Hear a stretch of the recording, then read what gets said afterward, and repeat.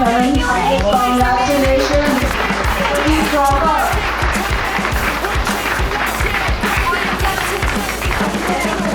And Abhi should not stop going.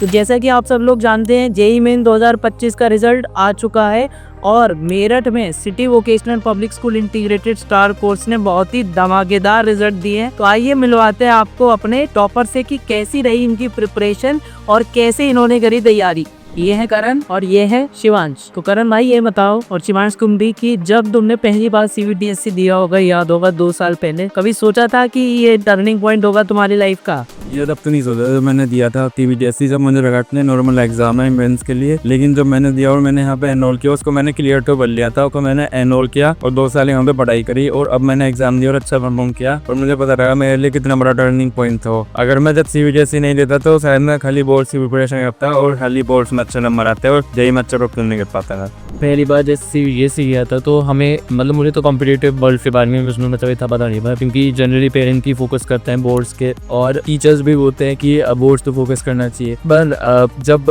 आपने और बहुत सारे हमारे जो टीचर्स है कॉम्पिटिटिव एग्जाम्स से, उमेश सर और तुषार सर, सबने जब बताया कॉम्पिटिटिव वर्ल्ड के बारे में तो तब पता चला कि जेईई इतना इंपॉर्टेंट है, क्योंकि आफ्टर ऑल अगर एक बेस्ट कॉलेज होगा तभी तो बेस्ट करियर है। तो मतलब तुम्हें समझ में आ पाया कि कैसे बोर्ड्स तो इम्पोर्टेंट है ही और साथ ही साथ जेईई या नीट की प्रिपरेशन भी काफ़ी ज़रूरी है और उसको कैसे पैरेलली लेके चल पाए। तो करण शिवांश यार ये बताओ कि तुमने जब प्रिपरेशन स्टार्ट करी तो कई सारे फियर होंगे तुम्हारे अंदर जेईई प्रिपरेशन के रिगार्डिंग, बहुत सारे डाउट्स होंगे जेईई प्रिपरेशन के रिगार्डिंग। तो ऐसे कौन से डाउट्स थे और कौन से फियर थे जिसको तुमने ओवरकम करा? ये सबसे ज़्यादा बेटर मुझे इससे लगता था कि मैं मेरठ से प्रिपरेशन कर पाऊँ, क्योंकि मैंने सुना था कि कोटा में ही जेईई की प्रिपरेशन होती है, वहीं पे जेईई का हब है। मुझे लगता था मेरठ से कुछ होगा भी मेरा नहीं होगा और कहते थे कि पेरेंट्स के साथ रह के तो वही सीखती होंगी, डिस्ट्रैक्शन होती है और दोस्त रहे, लेकिन कोटा में कुछ नहीं होता था। पर अब मुझे पता लगता है कि यहाँ पे रहा तो ज़्यादा फायदा रहा, क्योंकि मेरा माइंड भी रिलैक्स रहा और बाकी चीज़ों को भी ध्यान और पढ़ाई भी अच्छी हुई, मेरा रिजल्ट भी अच्छा है। शिवांश तुम बताओ। भैया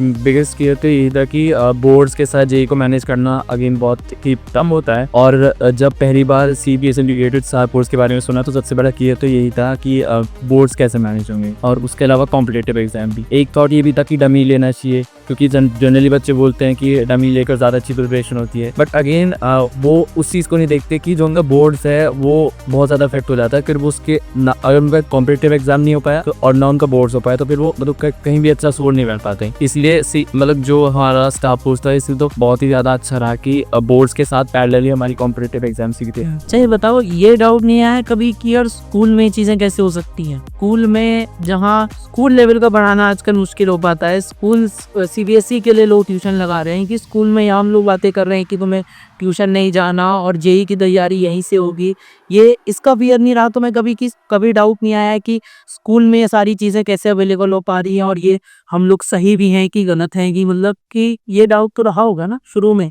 कि एक स्कूल सिस्टम इतनी सारी फैसिलिटीज़ देके जेईई प्रिपरेशन कैसे करा सकता है? भैया स्टार्टिंग में ये डाउट रहा था क्योंकि जब मतलब हम एकदम मतलब अननोन ही थे तो फिर पता नहीं था इतना, पर जब हमने टीचर से पढ़ा, कंटेंट देखा उनका और उसके अलावा हमने फिर जब पीवाईक्यूज करते हैं, क्योंकि PYQs is the best way to analyse any exam, तो जब हमने पीवाईक्यूज को देखा तो हमें देखो कि काफी ज्यादा जो टीचर्स पढ़ा रहे हो उसी से अलाइंड है। तो फिर इससे ये पता चला था कि अगर करने को तो कुछ भी हो सकता है। तो हमारे स्कूल वाले ने करके दिखाया है कि जो टीचर्स है वो इतने अच्छे थे कि अगेन कॉम्पिटिटिव एग्जाम की तैयारी बहुत अच्छे से हो गई है। सर कर तुम्हारे अंदर ये डाउट आया था? हाँ, पहले तो डाउट था कि अगर मैं यहाँ जेईई प्रिपरेशन करूँगा तो बोर्ड वन भी सिखा पाएगा नहीं आ पाएगा, लेकिन बोर्ड के एग्जाम दे दी मैंने बहुत अच्छे और उसमें प्रबंध में रिजल्ट अच्छा है और जेईई तो भी अच्छा है और रिजल्ट भी अच्छा है। अभी एडवांस में भी ये दोनों बहुत अच्छा दिए। तो करण शिवांश यार ये बताओ कि जब तुम पहले दिन आए थे तो तुम्हारा पहला दिन कैसे था सीबीएसई इंटीग्रेटेड स्टार कोर्स में, और तुम्हें क्या ऐसी चीज थी, क्या वो एक चीज थी जिससे ये फीलिंग हुई कि हाँ ये जगह तो अलग है,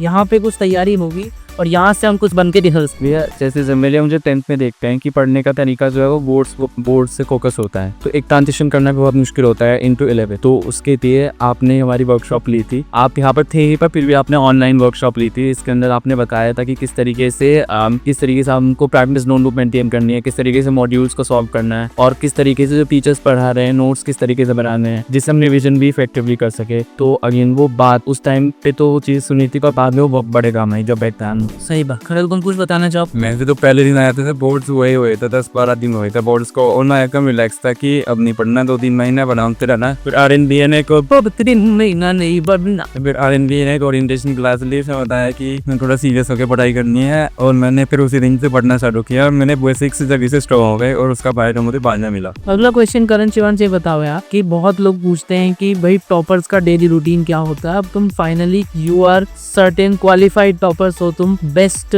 ब्रेन्स में से आते हो जिन्होंने जेई निकाला है, तो तुम्हारा डेली रूटीन क्या होता था? क्या ऐसी चीजें हैं जो और लोगों को भी फॉलो करनी चाहिए जिससे कि उनको जेई प्रिपरेशन में हेल्प मिल सके? ये तो एकदम बहुत ज़्यादा इंपॉर्टेंट सवाल है, क्योंकि ज़्यादातर बच्चे इसके बारे में पूछते हैं कि क्या टॉपर्स लोग अलग क्या करते हैं। तो मैं तो ये बताना चाहूँगा, मैंने कुछ ज़्यादा अलग नहीं किया। बस सुबह स्कूल आ जाता था और यहाँ पे 3:30 बजे तक क्लास चलती थी हमारी, और स्कूल में रुक के पढ़ाई करता था। 2 ब्रेक होते थे और यहाँ पे 7-8 घंटे की सेल्फ स्टडी करता था। उसके बाद घर जाके आराम से 6-7 घंटे की नींद लेता था। बस यही था लेनी रूटीन। मतलब काइंड ऑफ यही रिपीट होता रहता था, और यही वो चीज थी जिससे तुम डिसिप्लिन एनवायरनमेंट में जितना रहे हो, वही चीज शायद तुम्हें आज इस मुकाम पे की पहुंचा की। शिवांश तुम्हारा ये रहता था? मेरा टाइम टेबल तो ऑलमोस्ट सेम ही था कि सुबह आकर स्कूल मतलब रेडियो पे स्कूल आना, फिर उसके बाद क्लासेस अटेंड करना। 7:30 से हमारी 3:30 तक क्लासेस होंगी। फिर स्कूल में स्टे लाइक करके यहीं पर सेल्फ स्टडी करना, मॉड्यूल्स वगैरह सब कुछ सॉल्व करना, और फिर उसके बाद घर पर जाकर एक साउंड स्लीप है जिससे माइंड भी रिलैक्स रहे। बट अगेन जैसे हम सब लोग बोलते हैं कि टाइम टेबल होता है, बहुत ज़्यादा घंटे होता है, मतलब हर बार टाइम टेबल बनाते हैं बट फॉलो नहीं हो पाता ऑब्वियसली। बस अगेन ये है कि अगर हम परफेक्शन को अचीव करने की कोशिश करते रहेंगे तो हम पहले से बहुत ज़्यादा बेटर हो जाएंगे। मतलब बेटर बनना है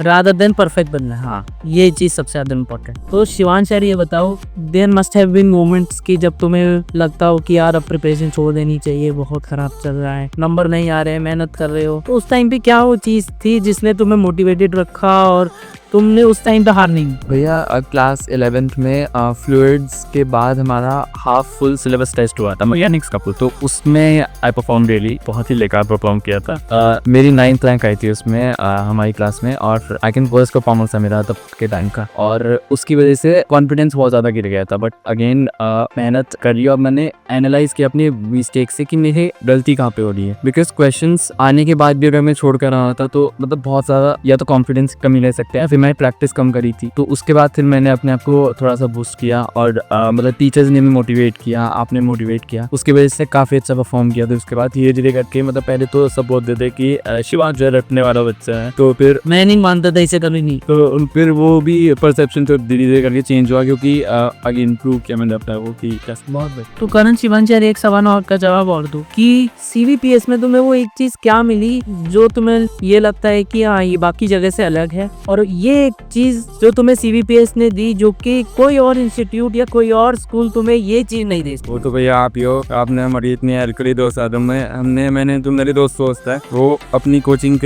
को सेंटर में लेकर अपने शेड्यूल बनाते हैं, लेकिन आपने हमें सेंटर में लेकर अपना शेड्यूल बनाया और अच्छी फैकल्टी ला के दी कि हमें क्या जरूरत है, हम कहाँ पे हमारी वीकनेस है, क्या वीक पॉइंट है और कहाँ पे हमें अच्छा करने की जरूरत है, और आपने हमेशा गाइड किया, हमेशा हमारी क्लासेस ली, हमारे डाउट सॉल्व करे, और पूरी 2 साल में हमारी बहुत मेहनत करी। शिवांश तुम्हें कुछ लगता? भैया जैसे कि अगर कोई एकदम नए तरीके से कॉम्पिटिटिव एग्जाम की तैयारी कर रहा है, इसने पहले कभी कॉम्पिटिटिव एग्जाम्स नहीं दिए, तो उसके लिए बहुत ही मुश्किल होता है चीज़ों को समझ पाना। तो अगर किसी पहले से कर रखा आपके बड़े भाई ने, तो अगेन बहुत हेल्प मिलती है। तो आपने तो हमारे लिए वही वाला रोल डाला था कि हमें, क्योंकि आपको पता है कि बच्चे कौन कौन सी चीज़ों से गुजरते हैं 11th और 12th में, क्या क्या चीज़ें प्रॉब्लम्स फेस करते हैं, क्योंकि आपने भी अपने रैंक की होंगी, तो उसका पहले से ध्यान रखा गया और हमें मतलब वो प्रॉब्लम्स फेस नहीं हुई। तो वो बहुत इंपॉर्टेंट बात थी कि हमारा जो 11th-12th की जर्नी थी काफ़ी स्मूथ रही, और ओवरऑल उसी वजह से हमारा जो रिजल्ट का पिच। चलो बढ़िया है। और इन लिए तो सबसे ज़्यादा भरोसा मुझे जब हुआ जब पिछली साल अप्रैल में हमारी केमिस्ट्री की फैकल्टी ने स्कूल छोड़ दिया था, और RNBA ने अगले ही दिन नई केमिस्ट्री की फैकल्टी हमें प्रोवाइड कराई, और हमारा एक भी केमिस्ट्री का दिन मिस नहीं होने दिया। और हमारी केमिस्ट्री की जो नई फैकल्टी थी वो भी बहुत अच्छी है और अभी भी हमें पढ़ा रहे हैं, और RNBA ने भी कई क्लासेस भी हैं हमारी से, इक्विलिब्रियम पढ़ाया है, थर्मोडायनेमिक्स अच्छे से पढ़ाया है।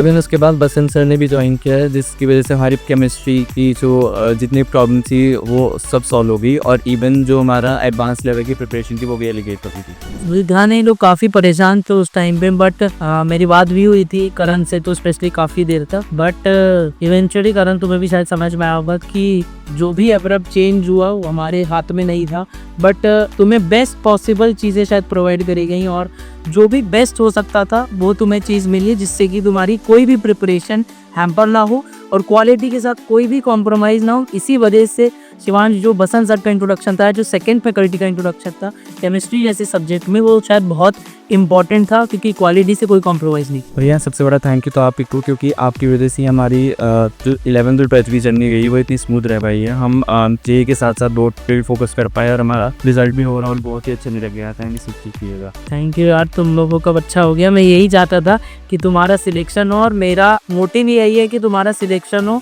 तो इसीलिए तो हमारी टाइमलाइन ही है, अब सिलेक्शन होगा स्कूल से।